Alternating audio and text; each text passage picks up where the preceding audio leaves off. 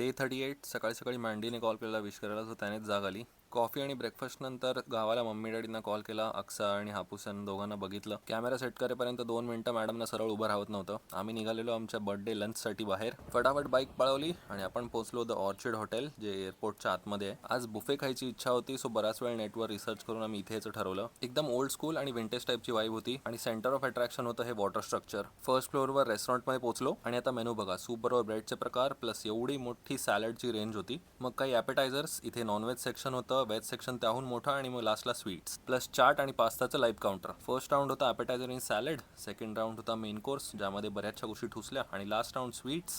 पोट फुटेपर्यंत खाल्ल्यावर अशी हालत झालेली. चमचे मागता येत नाहीत तुला? संपलेत चमचे. काय पण बोल. एकासाठी कशाला मागू, त्यापेक्षा ह्याने खाते. ते धुवायला नाही लागणार का? Overall it was an okay experience. याच्याहून बेटर मी या प्राईसमध्ये खाल्लेलं आहे. सो मग इकडनं पटापट घरी आलो आणि आज कामावर खूपच गर्दी होती, बट तिकडे हा एक मॅटर झालेला.